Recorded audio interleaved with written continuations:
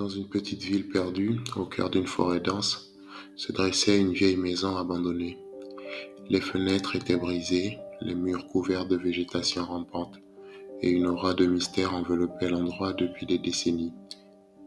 Les habitants du village murmuraient que la maison était hantée, que des âmes tourmentées y erraient la nuit, cherchant vengeance pour les injustices subies dans le passé. Mais malgré les avertissements, un groupe d'amis décida de défier le destin et d'explorer la maison. Parmi eux se trouvait Émilie, une jeune femme courageuse mais téméraire, et ses amis proches, Alex, David et Sarah. Ensemble, ils étaient déterminés à percer les mystères de la maison abandonnée, ignorant les avertissements lugubres des habitants. Un soir d'automne, sous la lueur pâle de la lune, le groupe se rassembla devant la maison sinistre. Les portes grinçaient en s'ouvrant sur l'obscurité oppressante de l'intérieur. Émilie alluma sa lampe de poche et, avec une hésitation palpable, pénétra la première dans l'antre de la maison. Dès qu'ils franchirent le seuil, une atmosphère lourde pesa sur eux, comme si les murs eux-mêmes retenaient leur souffle. Le plancher craquait sous leurs pas, les ombres dansaient dans les coins sombres, et des murmures indistincts semblaient flotter dans l'air.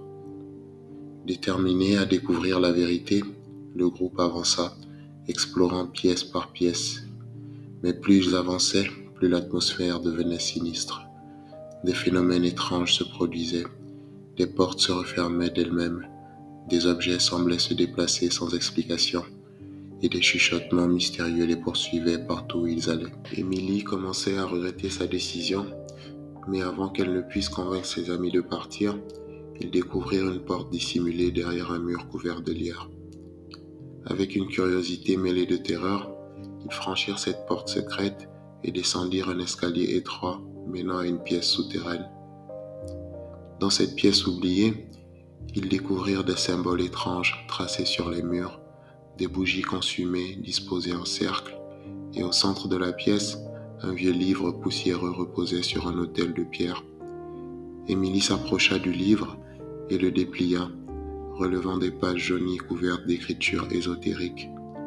Alors qu'elle commençait à lire à haute voix les mots antiques, un frisson glacial parcourut l'échine de chacun des membres du groupe. Soudain, une force invisible sembla les pousser violemment, les projetant contre les murs de la pièce. La porte se referma brutalement derrière eux, les enfermant dans l'obscurité. Paniqués, ils tentèrent désespérément de s'échapper, mais les murs semblaient se resserrer autour d'eux, les empêchant de fuir. Les chuchotements se firent plus forts, murmurant des malédictions anciennes et des sombres promesses de mort. Alors qu'ils étaient sur le point de perdre tout espoir, Émilie se souvint des paroles d'un vieux conte que sa grand-mère lui avait raconté autrefois. Avec une conviction nouvelle, elle récita une incantation de protection, invoquant des forces mystiques pour les libérer de l'emprise de la maison maudite. Soudain, une lumière éblouissante déchira les ténèbres, dissipant les ombres malveillantes qui les entouraient. Les murs de la maison tremblèrent, libérant le groupe de leur prison souterraine.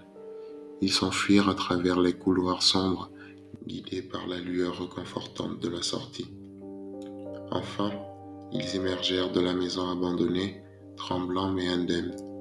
Derrière eux, la maison semblait se consumer dans un feu spectral, les flammes dévorant les secrets et les horreurs qui étaient enfermés depuis si longtemps. Alors que le groupe regardait la maison disparaître dans les flammes, une paix étrange s'abattit sur la petite ville, autrefois troublée par les murmures de la maison abandonnée. Les amis s'éloignèrent, conscients qu'ils avaient survécu à une nuit terrifiante, mais que les mystères de la maison hantée resteraient à jamais gravés dans leur mémoire.